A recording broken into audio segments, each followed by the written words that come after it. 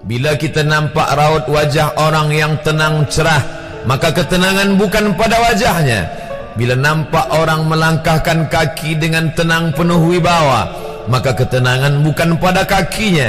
Bila tampak ayunan tangannya tak tergesa-gesa, maka bahagia bukan pada tangannya. Di mana letak bahagia itu? Ala fil jasadi mutrah. Ketahuilah dalam jasad ada segumpal, ada sekepal, ada sesuap. Idza salahat salahal jasadu kulluh. Kalau yang segumpal itu baik, maka yang lain ikut menjadi baik. Wa idza fasadat fasadal jasadu kulluh.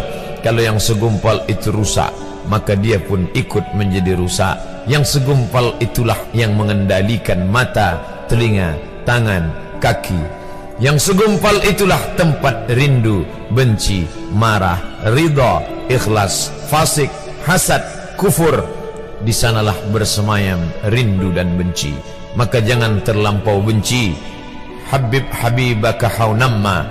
Kalau kau sayang, sayanglah secukupnya sahaja. Karena boleh jadi hari ini kau sayang, besok berubah menjadi kebencian. Kalau kau benci, bencilah secukupnya sahaja. Boleh jadi esok pagi dia menjadi orang yang tersayang. Berapa banyak puan-puan berkata, siapa itu? Itulah orang yang dulu paling aku benci. Tapi hari ini masih ada juga benci, tapi tak banyak. Oleh sebab itu maka dijaga dia. Yauma la yanfa'u malun. Hari itu tak ada guna harta, wala banun, tak ada guna anak, illa man atallah, kecuali orang yang datang menghadap Allah biqalbin salim, dengan hati yang salim.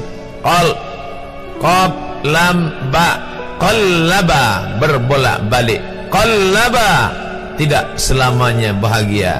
Kadang pagi hati tenang, petang datang dia pun susah. Kadang pagi hati lapang, petang tiba dia pun gundah. Maka apa yang dapat menolong?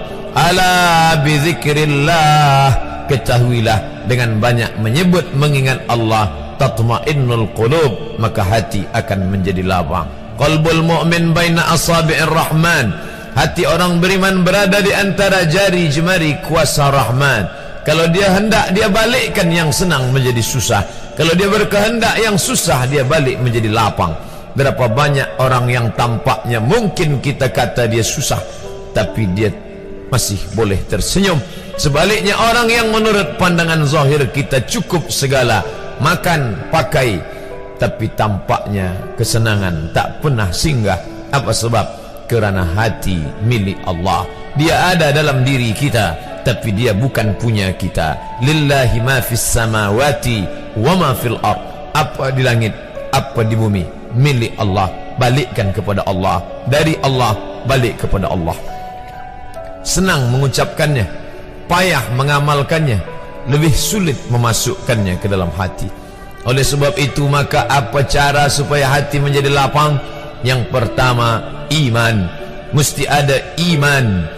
Percaya bahawa dia ada walaupun tak tampak oleh mata.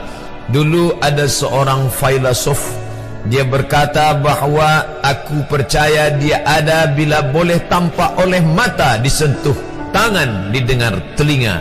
Tapi bila tidak dapat ditengok mata, dipandang mata, didengar telinga, disentuh tangan, maka dia tidak ada.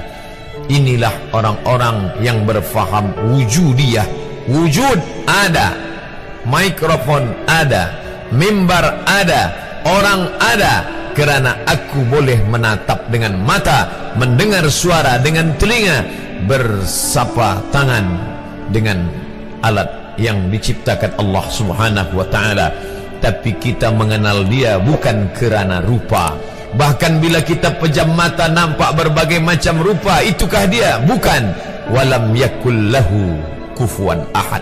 Bila kita pandang tengah malam tampak bermacam warna rupa, itukah dia? Ma khatara bibalik fallahu laisa kadzalik. Apa yang terlintas di hatimu, maka dia tidaklah seperti itu.